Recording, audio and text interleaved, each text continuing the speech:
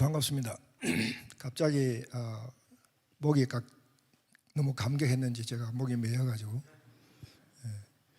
그럼 제가 작년 6월 18일하고 6월 25일 동안 저기 아래청, 우리 아래청이 아니라 위청이네, 위청 그 식당 자리에서 그때 한 70여 명 모여셔가지고 토요일 두 토요일 하루에 8시간씩 두 번 특강을 했거든요. 90일 성경 통독에 대해서.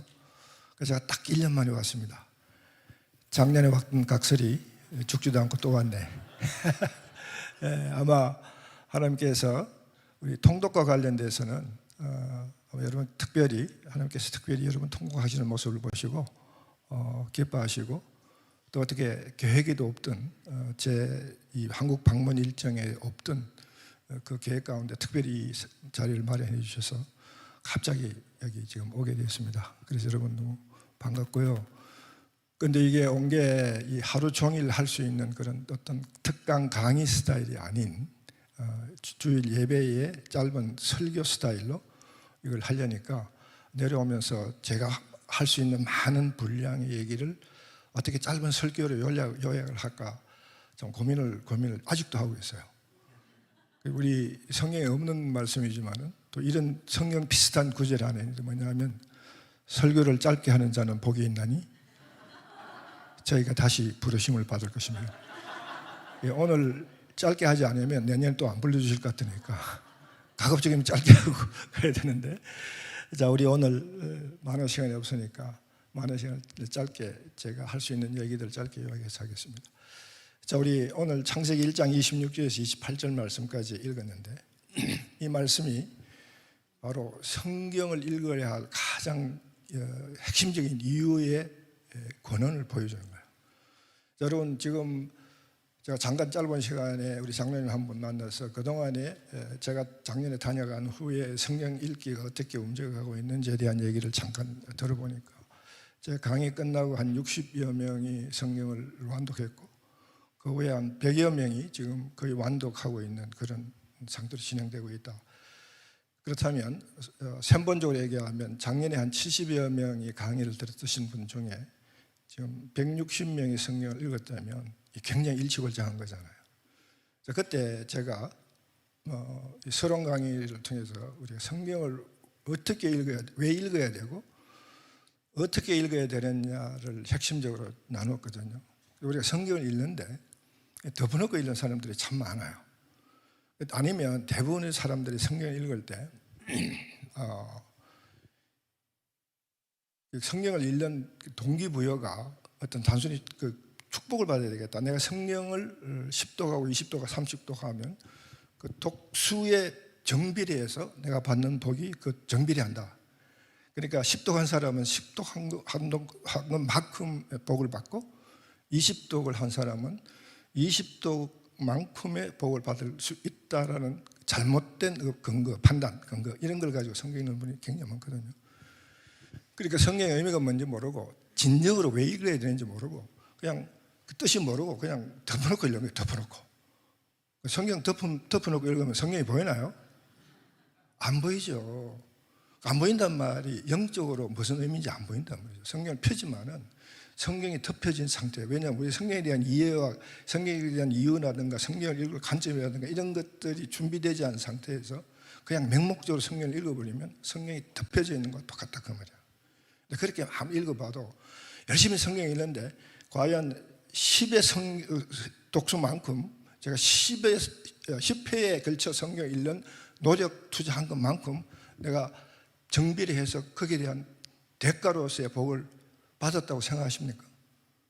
그렇게 복을 받은 사람이 과연 있나요? 간혹 여러분 그렇게 성경 읽다가 복 받는 경우가 있긴 있습니다. 그런데 그것이 성경을 10독했기 때문에 10독 읽은 만큼 성경을 복을 주는 게 아니에요. 그런 상황에 하나님께서 특별한 상황에 그 특별한 사람에게 특별한 복을 줄 이유가 있기 때문에 복을 주는 거예요. 그렇죠? 그래서 오늘 짧은 시간에 우리가 성경을 읽는 동기부여가 어디에 근거하고 되어 있어야 되느냐, 그것이 바로 우리가 성경을 읽음으로써 정말 진정으로 성경을 읽을 때 하나님이 우리에게 주시는 복을 누릴 수가 있다는 거. 그래서 오늘 우리가 왜 성경을 읽어야 되느냐 이 문제에 대해서 짧게 한번 나눠보고요. 그렇다면 그렇게 성경을 우리가 읽지 않으면 안 될 분명한 이유가 성경에 있다면, 그렇다면 그런 내용을 우리가 성경 속에서 파악하고, 그리고 하나님 주시고 예배하시고 준비하신 그 복을 우리가 성경을 읽음으로써 누리기 위해서는 그럼 성경을 어떻게 읽을 것인가? 그 부분까지 제가 짧게, 사실 이 부분이 굉장히 길어요. 이 부분이 제가 적어도 이 부분만 4시간을 줘야 제가 여러분에게 충분히 납득할 수 있는 이 말씀을 전할 수 있는데, 제가 아마 한 40분, 50분 정도 설교할 시간밖에 없어서 최대한으로 줄여서 해보겠습니다. 혹시 여기에 대해서 들어보시고 작년에 우리 강의하실 때 이해하신 분도 많이 있겠고, 작년에 제가 강의할 때 그분도 여기 오신 분들이 얼마나 계신지 모르지만 혹시 조금 더 이해가 될 수 있는 그런 시간을 갖기 원하신다면, 여러분 유튜브에 열시면 유튜브에서 에스라 성경 통독 사역원을 치시면요, 유튜브에서 제가 그동안에 강의했던 강의 동영상들이 몇 편이 올라와 있어요. 그 중에 서론 강의 부분이 있습니다. 통근통독 서론 강의의 유튜브 영상이 6편이 들어있거든요. 그 6편을 다 한번 보시면 한 4시간 정도 소모되는데, 오늘 제 강의를 들으시고 그걸 참고해서 보시고, 아니면 ezraBiblereading.com, 여러분 책 가지고 계시면 우리 사역원 홈페이지 그 사이트 나와 있으니까 거기 들어오시면 제가 여기 6편 강의 특강을 올려놨으니까 참고해서 보시길 바라고요. 자, 그러면 성경이란 무엇인가부터 우선 먼저 한번 생각해 보십시다. 성경이란 무엇인가? 성경은 제가 이 PPT를 가지고 보통 강의를 하는데 PPT가 없으니까 제가 그냥 말로 설명할 수 없겠네요. 영어로 성경을 바이블이라고 그러죠. B-I-B-L-E. 그죠? 이 B-I-B-L-E를 가지고 미국 교회에서는 이걸 뭐라고, 성경을 뭐라고 푸느냐의 성경의 데피니션으로 이걸 사용합니다. B를 basic, I를 information, 그 다음에 B를 before, 그 다음에 L을 living, 그 다음에 마지막 E를 earth. 이 living을 L-E-A-B-I-N-G, living 떠나다 그 말이죠. 그걸 그렇게 얘기할 때 어떤 분은 그 스펠링이 잘못됐다, living, L-I-V-I-N-G, living, 우리가 살아간다. 지구에 살아가기 전에 이러면 또 번역이 이상해지거든요. living 맞습니다. 지구를 떠나기 전에, 그러니까 죽는단 말이죠. 다시 말하면 이 땅에 살아가는 기간 동안 우리가 살아갈 때 필요한 basic information, 기본 정보를 제공하는 책이다. 결국은 성경 전체의 내용이 뭐냐면, 우리가 이 땅에 죽어서가 아니야. 이 땅에 지금 here and now, 바로 이 땅에 여러분 지금 이 시점에 세종시에 살아가는 우리들에게, 이 세종시라는 이 환경 속에 살아가는 우리들에게 하나님 우리에게 어떻게 이 땅을 살아가야 될 것인가 하는 그 기본 정보, 매뉴얼 같은 그런 기본 정보를 제공해 주는 것이 성경이다. 네. 그래서 우리 성경에는 우리가 이 땅에 살아갈 때 필요한 기본 정보가 고스란히 담겨 있는 책이거든요. 여러분 지금까지 성경을 어떻게 생각하시나요?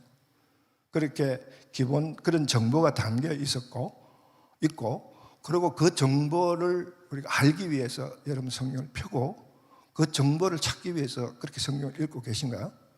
그렇다면 여러분의 성경 읽는 기본적 자세는 정확하게 갖춰져 있습니다. 그러면 그것을 찾는 그 방법, 각도, 관점이 뭐냐, 이제 그것도 이제 함께 알아야 되는데, 여러분 제가 거기에 관해 쓴 책들, 그러니까 말씀이 삶이 되어 통근통독 90일 성경일독, 그 교재를 좀 가지고 여러분 성경을 함께 읽으신다니까, 거기에 다 설명이 되어 있는 내용들이거든요. 지금 제가 하는 얘기가 참고하시면 좋겠고요. 그래서 그 기본 정보가 뭐냐, 그 기본 정보를 이와 같은 한 가지 예로 여러분들에게 제가 드리면, 이 예화를 통해서 그 예를 하나 말씀드리면, 이 미국에 실제로 있었던 얘기인데, 미국 교회 한 목사님의 아들이 고등학교를 졸업하고 이제 대학을 진학하게 됩니다.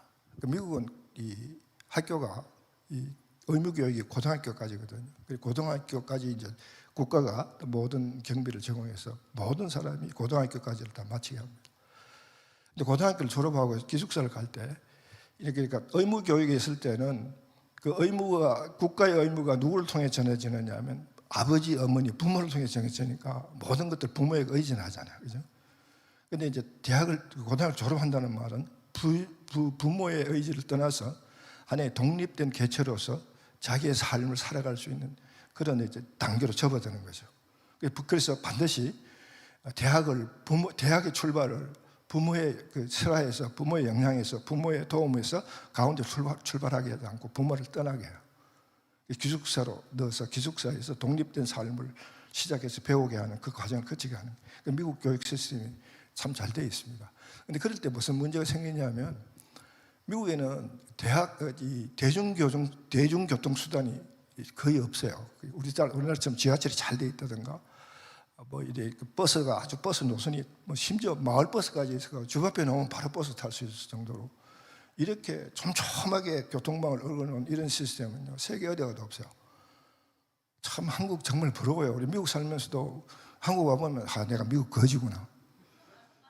내가 50년 전에 이제 73년도에 미국 갔는데 그때만 하더라도 미국 가는 것 큰 뭐 특권을 누리는 것처럼 그때만 해도 미국 가는 사람들이 막 이건데 지금 완전히 판세가 뒤집어져가지고 미국 안 가고 한국에 사는 사람들이 더 지금 더 잘 된 거야. 우리 미국 사는 사람들이 더 거지 같아. 그런 상황에서 그러니까 졸업하고 부모의 영향을 떠나면 이게 이제 교통편이 제일 불편해져요. 미국은 그 대신에 이제 이 차들이 웬만한 집에 차가 뭐 2대, 3대, 19수대로 차가 있잖아요.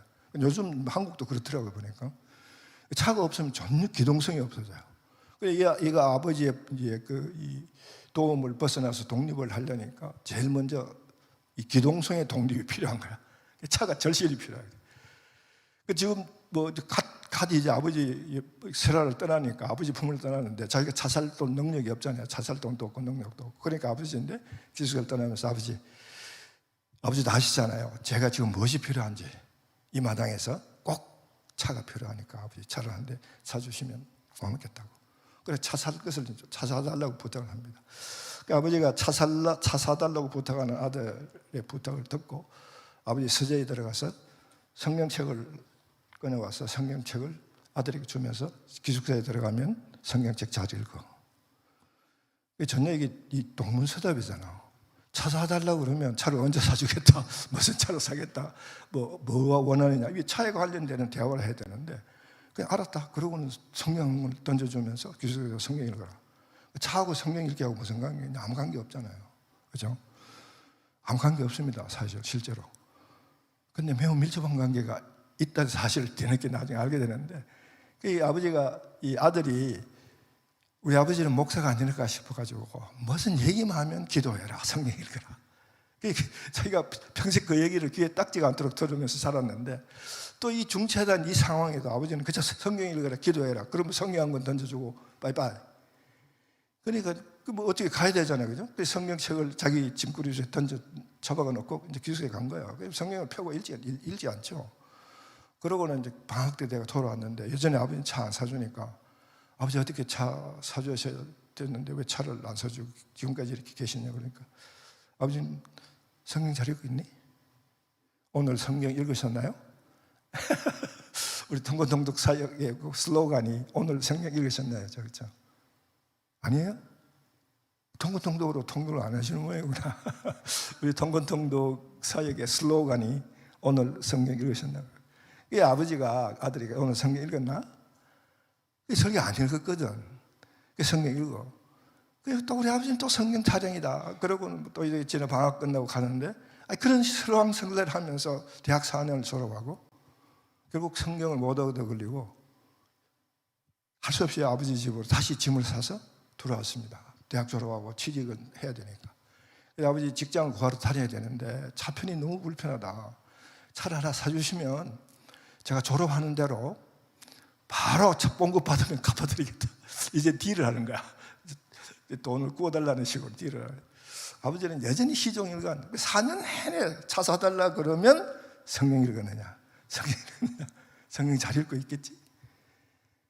그때 이 아이가 크게 깨달음을 받고 그렇겠구나. 그러고는 4년 전에 주신 성경, 그 짐꾸러미 속에 처박아 놓고 꺼내주지 않았어, 성경. 그걸 도로 4년 후에 집으로 가져와 가지고 그걸 다시 꺼내서 성경을 폈습니다. Guess what? Guess what? 예, 그 성경 속에 아버님이 살돈 수표, 전액 수표를 꺼내서 거기다 넣어주신 거예요. 할렐루야. 자, 여러분 성경 다 가져오셨나요? 요즘 교인들 성경을 교회에 안 들고 다녀. 왜냐면 여기 다 띄워주거든. 그죠? 우리가 한국서, 그러니까 1970년대, 50년대, 60년대, 70년대 제가 한국서 교회 생활 하다가 미국 갔는데, 그때는 이런 시스템이 없었으니까. 성경 읽을 때 성경을 이렇게 띄워준다는 그런 거 없을 시절 때 우리가 신앙생활 한국에서 했으니까. 당연히 성경을 끼고 다니죠. 성경이 보물처럼. 근데 요즘은 다 띄워주니까 성경 살 필요가 없는 거야. 뭐 무거운데 왜 들고 와? 그냥 와서 앉아있으면 다 띄워주고. 그리고 주일날 설교에 본문 성경 한 구절만 그냥 보면 됐지? 끝. 뭘 그렇게 바쁜데 성경까지 읽어. 이런 스타일의 신앙생활을 하는 게 오늘 현재 우리 시대 교회 생활의 모습 아닌가요? 스스로 반성해 봤으면 좋겠네요. 이런 상황에서 제일 힘들고 어려운 게 누구냐면 대한성서공회가 힘들고 어려워. 성경이 안 팔리니까.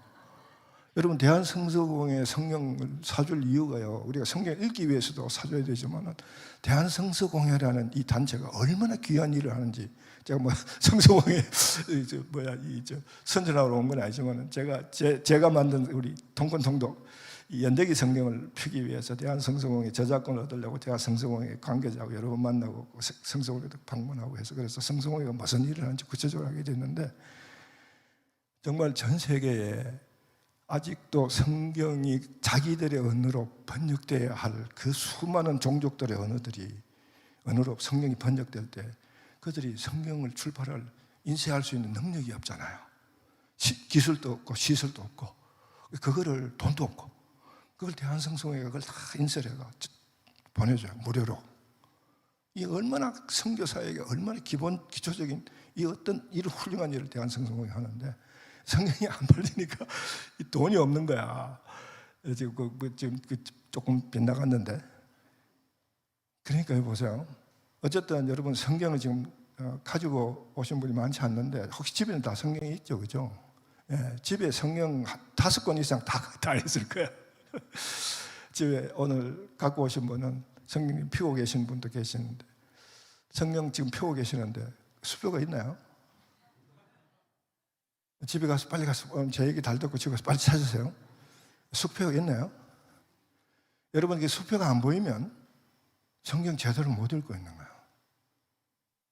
오늘 짧은 이 특강, 그리고 지난번에 작년에 특강, 그리고 여러분들이 우리 통독으로 성경을 읽으면서 새로운 공부를 하면 그런 것을 통해서 성경 읽기를 가장 우리의 현실적 감각으로 말씀드린다면, 성경 읽기란 수표 찾기다. 아멘 하는 사람 수표 찾으시기를 바랍니다. 반드시 찾을 겁니다. 예, 성경 읽기는요 수표 찾는 거예요. 그 수표는요 우리가 주고받는 수표가 아닌 하나님이 여러분 한 사람 한 인격 한 심령에 해당되는 특수 제작된 특수 금액이 적혀 있는 특수 축복이 담겨 있는 그 수표예요. 그 수표는 성경 읽는 당사자만 볼 수 있는 거야. 하나님이 왜? 그 사람을 위해서 재단에서 만든 수표이기 때문에 그 사람이 필요로 하는 걸 아시고 성경 속에 그 필요성을 넣어둔 그 수표, 그 수표가 그렇게 들어있기 때문에 본인이 성경을 안 읽으면, 오늘 성경 읽었나? 아버지가 아무리 물어봐도 성경 안 읽고 있으면 그 수표는 아무짝도 쓸데없는 수표. 그렇죠? 아버지 하나님 아버지가 여러분 기도할 때 주여 기도하면서 여러분이 얼마나 많은 간구를 올려드려요. 그죠? 차 사주세요 그러듯이 얼마나 많은 간구를 올려드리느냐고요. 그때마다 아버지가 뭐라 그래요? 성경 읽고 있니? 성경 읽었니? 그 소리가 들려요?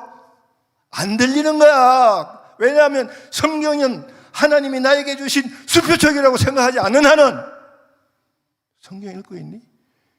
얘야, 내가 너가 필요한 복을 내가 먼저 알고 그 성경 속에 다 숨겨놔뒀지 않았느니 왜 성경에서 그걸 갈 생각은 하지 않고 만날 무릎 꿇고 주여 주세요. 그게 그런 이 걸신 들린 사람처럼, 복에 걸신 들린 사람처럼 그렇게 기도만 하느냐. 그 소리가 안 들리세요? 예, 오늘 이 시간 이후부터 그 소리를 듣고 크게 동기부여를 받고 내가 수표를 반드시 찾으리라. 그런 마음으로 성경 읽는 여러분 되시길 주님으로 축원하고 축복합니다. 할렐루야. 왜 그러냐 하면요, 오늘 우리가 바로 읽은 말씀대로 오늘 우리 본문 읽어보니까 본문에 뭐라 그랬나요? 하나님 우리를 만드셨는데, 하나님 우리를 만드신 거에 다 믿으십니까? 오늘 많은 크리스천들이 하나님 우리를 창조했다는 사실을 근성으로 믿어요. 영적으로, 우리 혼마음, 우리 온 인격적으로, 우리 온 전신적으로, 전인격적으로 그걸 믿는 사람들은 놀랍게도 많지 않다는 거예요. 왜냐하면요, 오늘 이 시대를 이끌어가는 사조, 이 시대뿐만 아니라 창조, 인간이 아담과 하와가 선악과를 따먹은 그 시점 이후부터 지금까지, 그리고 새하늘과 새 땅이 이르러 예수님이 재림할 때 예수님이 초림에 이미 했잖아요, 그죠? 그리고 예수님이 재림할 때까지 전 기간 동안에 결국 무엇이 우세한 그 시대의 조류냐 하면요, 사탄의 마인드예요. 사탄의 마인드. 사탄이 아담과 하와를, 선악과 사건을 일으킬 그 에덴에서 아담과 하와를 꼬드긴 그 말이 오늘 이 시점에도 우리의 정신을 혼탁하게 하고 우리의 생각을 어지럽게 하고 우리를 미혹해서 하나님이 너를 만드신 주인이야 생각을 뒤집어게 하는 그 사탄의 간교에 우리가 알게 모르게 놀아나고 있다는 사실을 우리가 깨달아야 돼요. 이걸 성경 안 읽으면 절대로 못 깨달아. 그걸 깨달았고, 그래서 그걸 깨달을 수 있는 그 순간부터 우리는 사실 본격적으로 하나님 주신 진정한 수표를 찾아 나갈 수 있게 된다는 사실도 함께 이 시간에 깨달으시면 좋겠네요. 왜 그러냐면요, 하나님 보세요. 지금 우리 읽은 본문에 한번 우리 성경 본문 다시 한번 펴주실래요? 네, 한번 펴주세요. 제가 아무래도 이걸 아까 읽은 성경 본문을 다시 한번 펴주시면 좋겠네요. 하나님 우리를 만드시기로 작정을 하시고 우리를 하나님의 형상과 모양대로 우리를 만드시기로 그 작정, 하나님의 형상과 모양, 우리를 만드시는데 하나님과 형상을 가진 자로, 존재로 만들어야 되겠다. 자, 왜 우리를 하나님의 형상과 이 모양을 가진 존재로 우리를 만드시기로 하나님 작정을 하셨냐 하면요, 자, 우리 지금 오늘 본문에는 없는 얘기인데 성경 전체를 통해서 우리가 한번 살펴보면 하나님은 하나님에 대한 얘기를 우리가 많이 하면서 하나님은 사랑이다 하는 구절 많이 들어보셨죠? 특히 요한일서 4장 8절에 하나님은 사랑이라. 그래서 하나님은 사랑이기 때문에 사랑은요, 관계성을 얘기하는 겁니다. 관계. 그렇죠? 사랑은 사랑을 나눌 대상이 있어야 돼요. 맞습니까? 네, 사랑을 하는데 내가 어떤 사람을 사랑하는데 그 사람이 함께 나에게 맞장구로 나를 같이 사랑해 주지 않으면 그건 사랑이 아니에요. 그렇죠? 바로 그게 뭐예요? 관계잖아요. 관계. 아버지가 아들을 사랑하면 아들이 아버지를 사랑해야 그 관계가, 그 부자지간의 관계가 정상적이고 아름다운 거죠. 그렇지 않으면 일방적이 돼요. 물론 부모 사랑은 내리사랑이다 그래서 일반적으로 하지만은 그 내리사랑도 그 아들이 그에 대한 반응이 있을 때 그 내리사랑의 의미가 생기는 거죠. 그렇죠? 부부간의 사랑도 마찬가지잖아요. 서로 사랑하라. 그러니까 혼자 일방적으로 짝사랑하라 그런 얘기 안 합니다. 일반적으로 사랑해, 성경은 그걸 강요하지 않습니다. 성경의 사랑은 서로 사랑하는 거야. 하나님과의 사랑도 마찬가지예요. 서로 사랑해야 되는 거야. 하나님 우리를 사랑하고 우리가 하나님을 사랑해야 되는 거죠. 왜? 하나님 사랑이기 때문에. 하나님 사랑이기 때문에 그 사랑을 나눌 대상이 필요해요. 지금 아직 천지가 창조되지 않았었어요. 근데 이미 하나님 존재하시는 거예요. 그렇죠?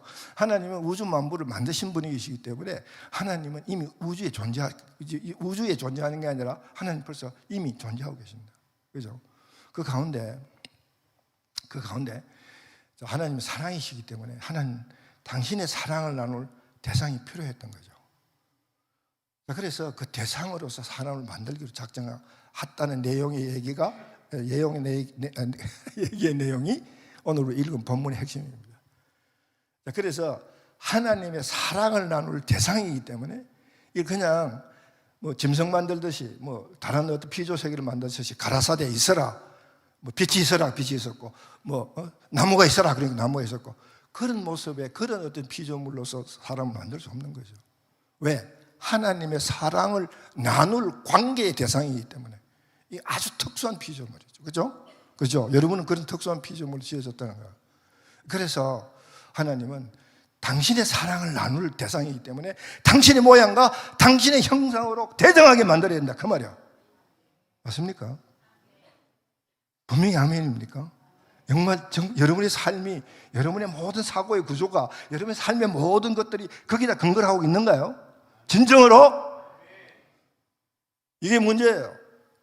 지금 오늘 우리 이 시대를 주장한 시대 정신이 바로 진화론적인 사고가, 진화론적인 풍사소가 이 시대의 모든 문화의 근원에 깔려 있잖아요. 여러분 학교에서 배운 생물학 무슨 생물학 배웠나요? 학교에서 여러분이 생물학 배울 때 하나님이 이 모든 우주를 만들고 모든 생물학의 출발점은 하나님이다 그렇게 배웠나요? 아니요. 우연히 단세포가 버벅버벅 하는 어떤 지구의 어떤 번개에 인해서 그 어떤 단백질이 단세포가 되고 단세포가 아메바가 발전해가지고 이렇게 막 gen해가지고 원숭이 되고 사람이 됐다. 그거 배웠잖아요. 그래서 인간은 아무것도 아니야. 그냥 진화에 대한 한 과정에 있는 존재일 뿐이야. 인간이 무슨 그 대단한 수야. 우리는요, 무슨 인간이 제일 먼저다. 그 인간이 먼저다는 게 성경적 의미하고 진화적 의미하고는 전혀 다른 의미라는 거예요, 여러분. 분별할 수 있겠어요? 네, 여러분이 지금 아멘 분명히 하셔서 제가 굉장히 그 아멘 소리에 제가 감격하는데 정말 우리 크리스천들이 아까 얘기했듯이 정말 우리가 하나님의 형상과 모양대로 지어졌다는 사실에 대한 그것들이 내 모든 인생, 내 모든 가치관, 내 모든 사고의 기본을 이루고 있는가 한번 이걸 성경적으로 지금 시리어스하게 우리가 다시 한번 확인하시고 확신하시길 바랍니다. 예. 그런데 그렇다면 만약에 그렇다면요 우리 삶의 모습이 지금과는 완전히 달라요. 우리 교회의 모습이 정말 하나님의 우리를 만드셨다는 그 창조적인 하나님의 지금 오늘 이 읽었던 부분이 우리 모든 것들의 기본이 된다면 오늘 우리 성도 한 사람의 모습, 그들이 모여있는 교회의 모습, 그것이 지금과는 완전히 바뀌어야 돼. 지금 우리 지금 전 세계가 한국 교회뿐만 아니라 미국 교회도 마찬가지인데 만약에 그렇다면 여러분 한 가지 조금 빗나간 얘기 같아도 잠깐 예를 들어서 설명을 할 수밖에 없네요. 만약에 여러분들이 하나님이 우리를 만드시고 그래서 우리를 그의 대상으로 삼고 그리고 하나님의 형상과 모양을 우리에게 주셨고 시편 8편에 보면요 우리를 그런 식으로 지으셨대. 그리고는 종기와 영화의 관을 씌우셨다. 종기와 영화의 관이 우리가 잘나서 만들어 쓴 게 아니라 하나님이 우리를 당신의 사랑을 나눌 대상으로 만들고 모양과 형상을 주셨기 때문에 그 자체가 바로 하나님 우리에게 종기와 영화의 관을 씌운 그 모습이다. 시편 8편 5절 집에 가서 꼭 확인하시고 그것이 여러분의 가장 기본적인 여러분의 가치관의 파운데이션이 되는 길 다시 한번 바랍니다. 그렇다면 우리의 삶의 모습이 정말 얼마나 우리 한 사람 한 사람이 얼마나 가치 있고 존귀한 존재인지 그렇다면 과연 이 시대에 지금 현재 이 세상에 여러 가지 문제점 중에 하나님께서 가장 싫어하는 문제가 뭐냐면 동성애예요. 지금 온 세계가 동성애 문제 때문에 영적으로 얼마나 어두워지고 있는지 그 여러분 얼마나 심각하게 생각하세요? 얼마나 심각하게 생각하세요? 오늘 여기 보시는 거 바로 그렇게 해서 하나님과 남과 여를 만드셨다. 분명히 성경에 얘기했잖아요. 그렇죠? 분명히 지금 여기 남과 여를 만드셨다 그랬잖아요. 근데 남남 여여 그게 가당치도 않는 얘기임을 우리가 분명히 안다고요. 성경이 분명히 얘기했으니까. 성경을 우리가 그런 것도 읽었다면 우리는 특히 이 동성애 문제는 정말 이 세상에서 용납될 수 없는 놀라운 엄청난 사탄의 강개고 유혹이라는 사실을 우리가 금방 한눈에 볼 수 있다고. 그렇다면 우리는 그런 문제에 대해서 우리가 어떻게 리스폰드를 해야 될까? 어떻게 반응해야 되는지 답이 그게 바로 나오잖아요. 답이 안 나와요. 바로 나오잖아요. 그런데 우리 크리스천들 어떤가요, 지금? 동성애 문제에 대해서 여러분 한 사람 한 사람이 어떤 자세를 갖고 있는가요? 불행하게도 미국에서 동성애를 합법화하고 정당화하자는 얘기가 목사들이 먼저 주장했다는 거예요. 이 미친 짓이지. 그것도 샌프란시스코에 있는 목사들이. 그죠? 내가 동성애 교탄을 하러 온 건 아니지만 요새 그런 얘기하면 잡혀간대. 미국에서 동성애 얘기하면 동성애가 나쁘다고 얘기하면 잡혀간대, 법이. 그렇죠? 아니, 조금 배짱했는데. 자, 그래서 우리가 바로 우리는 하나님의 그런 형상과 모양을 가지고 영화의 종기로 씌워진 존재를 만드셨다. 자, 그러면 이게 언제 우리를 만드시기로 하셨냐? 이것도 매우 중요한 포인트입니다. 이 부분을 이해하는데. 근데 이게 지금 우리가 창세기 1장을 읽어보면 바로 25장까지 1장에서 25장까지 창조의 과정을 6일차 창조의 과정을 쭉 지금 밝혀오고 있잖아요. 근데 이 6일째 오전에 6일째 전반부에 짐승을 창조하시는 얘기를 하고 그러고 이어서 이 부분이 나오잖아요. 그러면 이 얘기가 하나님이 우리를 만들시기로 하신 이 얘기가 짐승까지 다 만들어 놓고 이 얘기를 지금 이 회의를 해가지고 인간을 만들기로 결정한 것처럼 우리가 순서적으로 볼 수 있는데, 그렇게 얘기하면 별로 우리가 우리의 그 의미, 우리 이 창조 의미가, 우리 인간의 창조 의미가 별로 의미가 없을 수 있어요. 그저 짐승까지 만들고 구색이 하나가 빠진 것 같으니까 그 빠진 데를 채우기 위한 구색 갖추기의 일환으로 우리 인간이 만들어졌다. 그런데 조금 특수하게 만들었다. 그렇게 생각할 수 있는 소지가 있거든요. 그렇게 생각한다면 우리 인간의 창조 과정, 창조 의미는 별로 의미 없고 그런 것이 의미가 없으면 우리가 성경 읽기도 별로 의미를 찾을 수가 없는 거야. 그게 아니고, 자, 여러분 여기서 성경을 통전적으로 이해가 왜 필요한지 잠깐 이해를 해야 되는데, 성경 전체는요 한 스토리와 한 메시지 흐름 가운데 이어져 간다는 사실도 함께 일단은 기억해 두세요. 그게 어떤 건지는 여러분 성경을 자꾸 읽어가면 깨닫게 되는데, 그 성경의 어떤 얘기가 여기저기 다 연결이 돼요. 그래서 어떤 얘기가 나오면 어떤 부분하고 연결해서 여러분들이 그걸 구약의 얘기가 신약의 얘기하고 연결이 돼서 하나의 진짜 통전적인 의미의 스토리로 이해로 할 수 있는 그런 경지까지 가야 되거든요.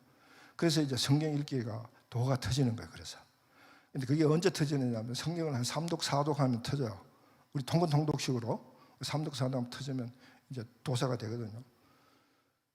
그럼 제가 전도사 때 전도사를 제가 13년 했습니다. 나는 생각해 보니까 아무래도 도사가 되기는 틀렸다. 나는 언제나 도사 전 상태, 전도사 상태로 있는 게 낫겠다. 이게 목사가요, 도사가 되어야 되는데 목사가 되어버렸거든. 목사를 타이핑할 때 잘못 치면 먹사가 돼. 어떤 목사님은, 또 우스개 잘하는 목사님은 목사는 먹사인데 먹사는 먹고 죽는 게 목사다. 우리가 목사들이 만날 하는 일이 먹고 죽는 일만 우리 교인을 죽이고 자기도 죽이는 그런 먹사가 많잖아요. 저는 우스갯소리지만 아주 진실을 담아서 목사는 말씀의 도사가 돼야 돼. 말씀의 도를 깨우치는 자. 십자가의 도를 깨우치는, 또 말씀의 도를 통해서 깨우치잖아요. 그죠? 그래서 이 도사가 돼야 돼. 이 도사가 된다는 게 뭐냐면 성경을 통전적으로 이해하는 거야. 그래서 이 성경적으로 통전적으로 이해하는 그런 그걸 갖추면 성경 전체가 한눈에 보이는데, 우선 그런 기본을 가지고 한번 보면 이 시점을 이해할 때 이 창세기 1장 1절에 태초에 하나님이 천지를 창조하시니라. 그리고 그 태초가 나오잖아요. 그 태초는 어떤 태초냐면 창세기 1장 3절의 태초야. 창세기 1장 3절이 태초 하나님 천지를 창조하시니라. 그거는 이제 성경 전체 개요를 선포하고 선언하고 설명하는 개요적 구절이고, 그 태초는 언제부터 시작되느냐 하면 3절이에요. 빛이 있어. 빛이 있어까지는 아직 태초가 아니야. 아무것도 아니야. 왜냐하면 빛이 안 있었으니까. 그죠? 빛이 있어. 아직 하나님 지금 빛이 있어라. 진행 중이야. 그 진행 상태가 뭐냐면 2절을 얘기하는 거예요. 2절은 땅이 공허하고 formless and emptiness. 형식이 없고 모양이 없고 형태가 없고 공허하다. 다 비어 있다.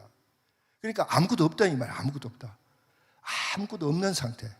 그 상태에서 하나님이 그러니까 무에서 유를 만든다. 그걸 보여주는 의미도 있지만은 그래서 무에서 유를 만들 때 아무것도 없는 상태인데 하나님이 그때 이제 천지를 만들기 위해서 제일 먼저 하신 작업이 빛을 만들어야 되잖아요. 그죠? 빛. 이때 빛은 이렇게 발광하에서 나오는 있던 빛이 이런 빛이 아니라 우주 만물을 만들기 위해 필요한 가장 기본적인 에너지. 물리학적으로 얘기하면 에너지 같은 얘기예요. 이 설명은 좀 필요한데 우선 그런 넘어갑시다. 시간이 없으니까. 그 에너지를 만들어 놓고 그걸 근거로 해가지고 그 다음에 발광체를 만들잖아. 해와 달과 별을 만들잖아. 그죠? 예, 그런 식으로 이제 하는데 빛이 있어까지는 아직도 2절의 상태예요. 2절의 상태가 뭐냐? 2절의 상태를 보여주는 것이 요한복음 1장 1절에 나오는 태초야. 요한복음 1장 1절에 태초에 말씀이 계시니라. 그죠? 근데 요한은 이 태초를 창세기의 태초와 훨씬 앞서 있는, 훨씬 전제된 태초를 의미하고자 했던 거죠. 그러니까 무슨 얘기냐면 로고스가 예수님인데 예수님이 아버지 하나님, 성부 하나님이 천지를 창조하기 전에 이미 계셨다. 예수님의 선재성, 그걸 강조하려고 그때 이 태초를 헬라어로 아르케라 단어를 도입했던 거예요. 그러니까 이 히브리 지금 이 창세기 1장 1절의 태초는 히브리어로 레시트는 빛과 그러니까 시간과 공간이 형성되는 초점, 바로 3절에 빛이 있으라 라가 태초야. 그런데 요한이 얘기하는 그 태초는 꼭 전에 빛이 있어 그럴 때 아직 땅이 공허하고 emptiness and formless일 때 그때 그 상태. 그러니까 하나님이 우주 지금 우리가 있는 이 피조 세계가 형성되기 전의 상태. 그때 이미 예수님이 계셨단 말이에요. 그죠? 실제로 그렇잖아요. 그죠?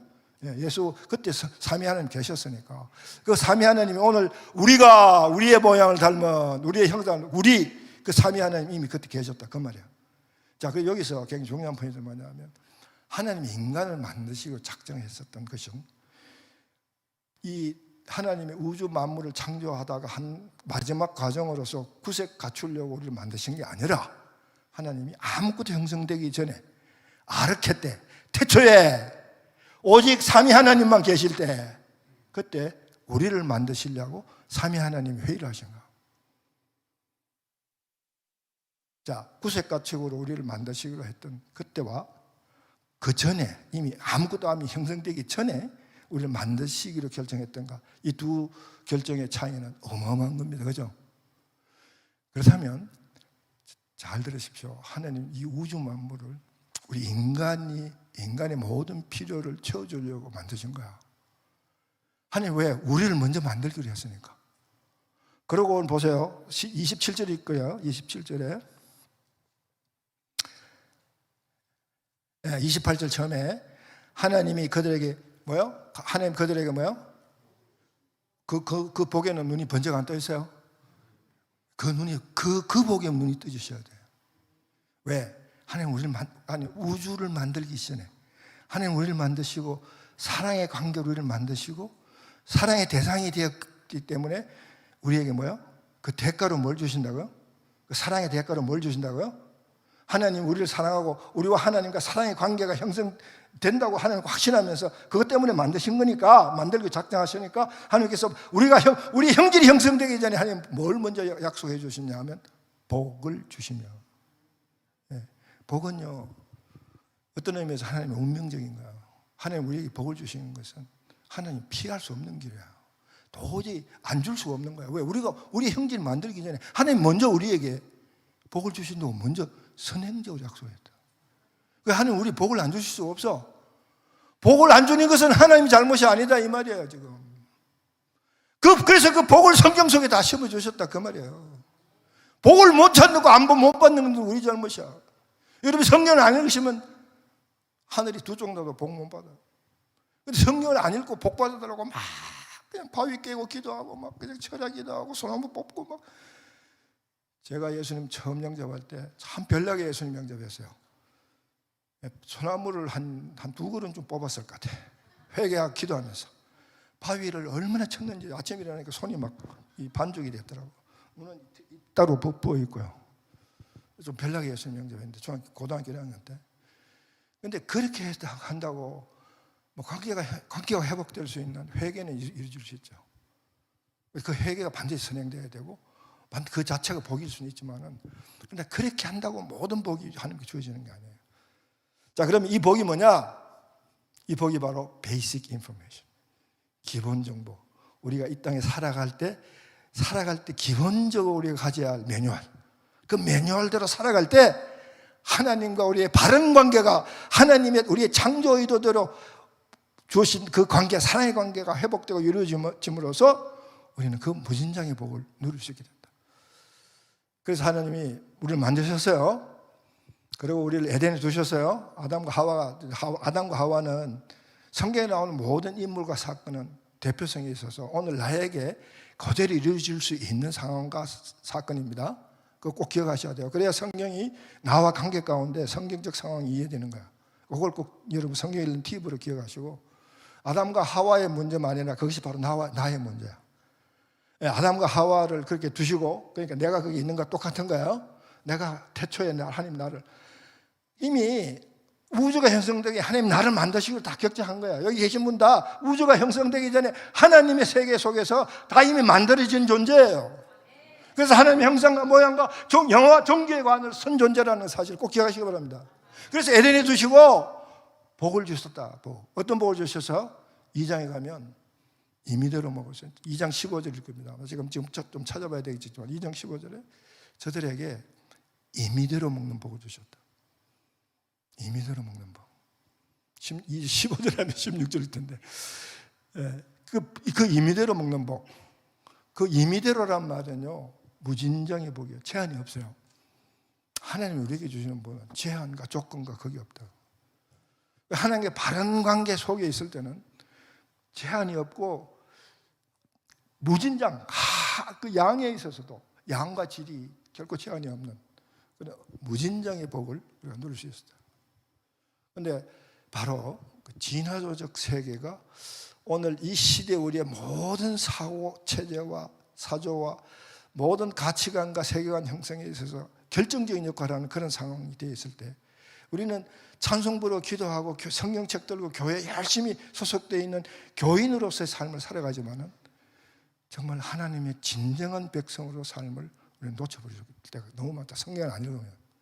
그래 되면 하나님과 원래 우리를 만드셨던 이 태초 이전에 아르케, 바로 태초 이전에 아르케 때 우리를 만들기 전에 하나님과 바른 사랑의 관계로 우리를 만드시려고 했던 그 원래의 관계, 그 관계를 다 잃어버리고, 그렇죠? 참 이 바로 그런 사탄의 관계에 우리가 넘어가서 그 다 잃어버리고, 그러고는 하나님 주시고 약속했던 복을 누리지 못하는 삶을 살아오면서 우리가 그것을 그 자체를 깨닫지 못하고, 우리가 오늘 이 복을 못 받고 우리가 이렇게 고통스럽고 이렇게 어려운 상황 속에 살아가는 이 상황을, 왜 이런 상황이 오는지 진정한 이유를 찾지 못하고 그 답을 엉뚱어서 찾으려고 기도하고 막 열심히 기도하면 된다, 열심히 교회에 섬기면 된다, 그것만, 거기서만 답이 있는 줄 알고 그것만 하려고 막 그러잖아요. 발버둥 치잖아요.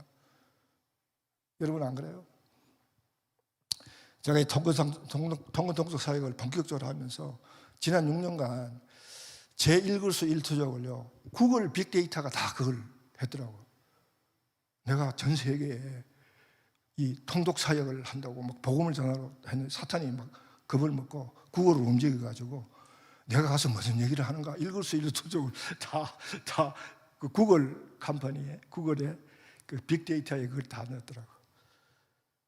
여러분 개인적으로 이 구글에서 여러분의 동선을 알려주는 그런 이메일이 가끔 오지 않으세요? 받아보시면 한 번도 없어요? 한 번도 없으시구나. 신기하네. 저는 미국에서 처음 오나? 미국에서는 그걸 받는 사람이 가끔 있어요.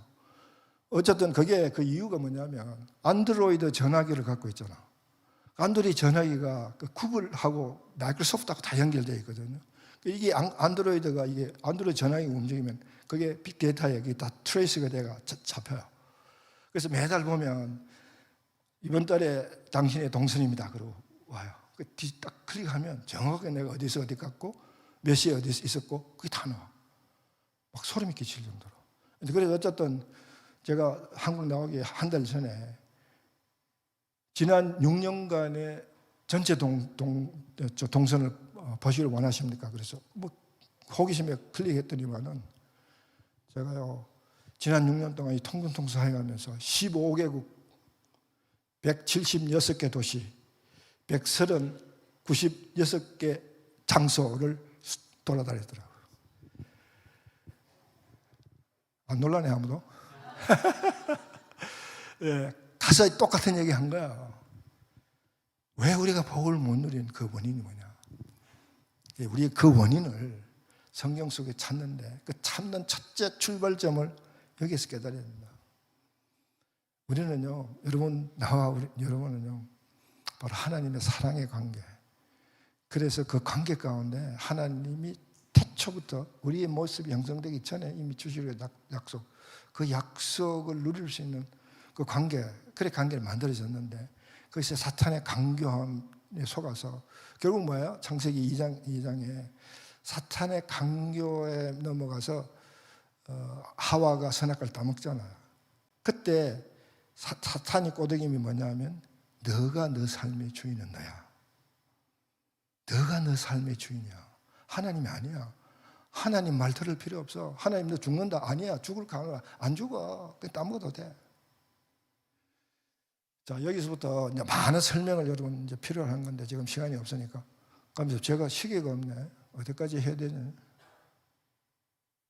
제가 잘 안 보이네. 8시 50분이네. 시간이 8시 50분쯤 끝내라 그랬는데. 접고 내려갈까요? 예, 빨리 결론 맺을게요.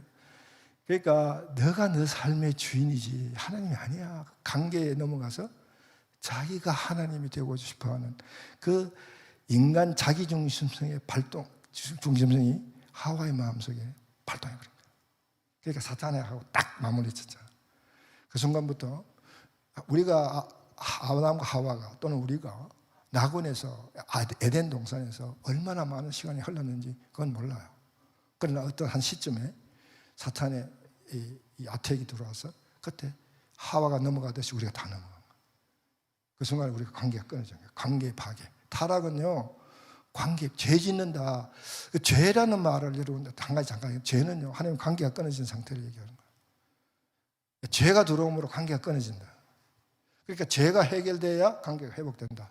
요 공식이 있거든요. 요 공식도 그냥 일단 머릿속에 넣어도 설명이 필요하긴 하지만은 어쨌든 불순종의 죄가 들어옴으로써 관계가 끊어지고 그래서 우리는 수고하고 땀을 흘려야 먹을 수 있는 무진장의 축복이 수고하고 땀을 흘린 상태로 바뀌어버린 거예요.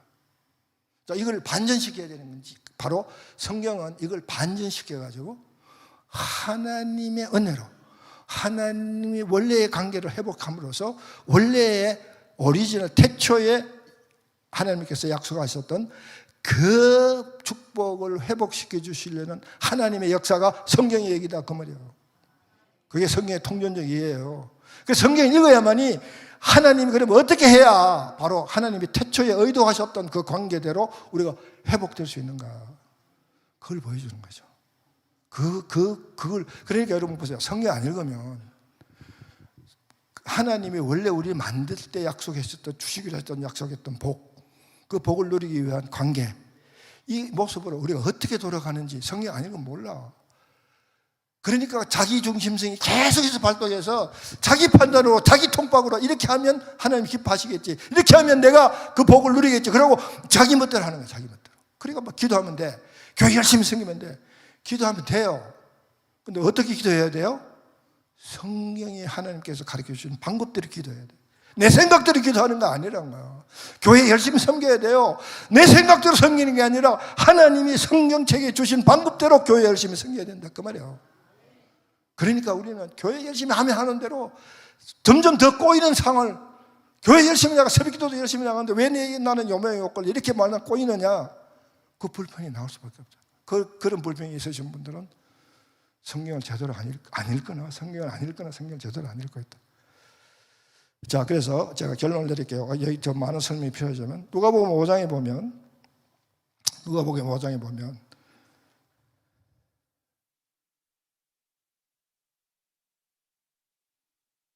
제가 몇 구절 읽겠습니다. 여러분 성경 가지고 계신 분은 누가복음 5장 1장에서 11장까지를 여러분들 집에 가서 꼭 오늘 제 말씀을 주무시기 전에 제 말씀을 다 묵상하고 주무시길 바라는데, 이 구절도 우리 오늘 읽은 본문 구절도 읽고 그 다음 이 구절도 한번 읽으시면서 정말 한번 자기 자신을 한번 성자로 반성하는 시간을 짧게 갖고 기도하고 주무시면 좋겠네요. 제가 읽습니다. 무리가 몰려와서 하나님의 말씀을 들을새 예수는 그네세렛 호숫가에 서서 호숫가에 배 두 척이 있는 것을 보시니 어부들은 배에서 나와 그물을 씻는지라. 예수께서 한 배에 오르시니 그 배는 시몬의 배라. 육지에서 조금 떼기를 청하시고 앉으사 배에서 무리를 가르치더니 말씀을 마치고 시몬에게 이르되 깊은 데 가서 그물을 내려 고기를 잡아라. 5절 같이 읽을까요? 5절만요. 같이 시작. 시몬이 대답하여 이르시되 선생님, 우리들이 밤이 새도록 수고하였으되 잡은 것이 없지만은 말씀에 의지하여 내가 그물을 내리리다 하고, 나머지는 그 다음에 안 읽겠습니다. 그랬더니 여러분 아시는 대로 그물이 찢어질도록 고기를 잡았다. 자, 요 구절에 우리가 붙들어야 핵심 구절은 뭐냐 하면, 선생님, 우리들이 밤이 새도록 수고하였으되 잡은 고기가 없지만은, 이게 베드로의 가장 본질적인 고백이에요. 사실 베드로는 그 의미를 모르고 한 얘기지, 현실적으로 상황을 얘기한 거지만은 여기에 바로 우리 인간들의 본질적인 고충과 고민의 근본이 있는 거예요. 밤새도록 일을 해봤자 헛수고를 할 수밖에 없는 우리 인간의 본질적인 모습을 딱 베드로가 이 표현 속에 한 거야. 그런 의도를 한 건 아니지만은 보세요. 우리가 밤새도록 수고했지만 내 통박대로 살고, 내가 고기를 많이 잡으려고 내가 내 모든 수단을 다 동원해가지고 내가 내 방법 그대로 했던 거야. 그죠? 베드로 그랬잖아요 지금. 근데 예수님이 그 중간에 베드로에게 큰 깨달음이 온 거예요. 아, 그렇구나. 말씀에 의지해야 되는구나. 말씀에 의지. 성경을 읽어야 되겠구나. 자, 오늘 이 순간에 여러분이 지금까지 인생을 밤이 새도록 헛수고하는 삶을 살았다면, 자, 이제 오늘 이 시간에 이 누가복음 5장 1절과 11절에서 통해서 하나님이 주시는 음성을 들으시길 바랍니다. 말씀에 의지하여 깊은 데로 그물을 다시 내려라. 여러분의 진정한 도전은 여러분이 생각하는 얕고 함지적이고 여러분이 생각할 수 있는 그 범위에 있는 게 아니라 그걸 초월해서 하나님의 능력이 임하는 곳에 거기다가 그물을 던져라. 하나님의 능력이 함께 할 수 있는 그곳에 그물을 던져라. 그러기 위해서 말씀에 의지하라. 너 힘으로 그곳은 절대로 그 그물을 던질 수 없는 곳이야. 그곳은 깊은 그곳은 너 생각, 너 판단, 너 능력, 너 가치로는 감히 도전할 수 없는 것이야. 오직 말씀에 의지하라. 베드로는 오직 말씀에 의지해서 그 깨닫신 거야. 그래서 그 다음에 베드로는 뭐요?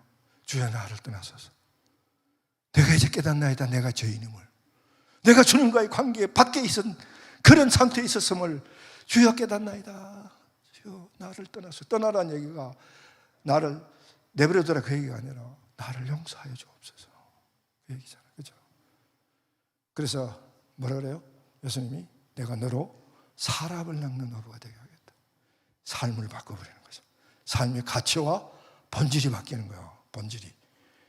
여러분, 말씀을 읽어서 여러분의 현재의 삶에서 여러분이 밤새도록 헛수고하는 그 삶의 인위적인 모습에서 신위에 순종해서 깊은 곳에 도전하는 신적 능력을 부여받는 말씀에 의지하는 삶으로 본질이 바뀌어야 된다. 그러기 위해서 우리가 어떻게 지어졌는가? 우리는 하나님의 형상과 모양으로 지어진 존재임을 깨닫는 것부터 시작해야 말씀에 의지하는 파워가 나온다. 성령이 임하면 성령의 권능이 받아라. 예수님의 지상에서의 최후의 말씀이에요. 그것은 교회가 형성되기 위해서만 한 게 아니라 모든 하나님의 백성은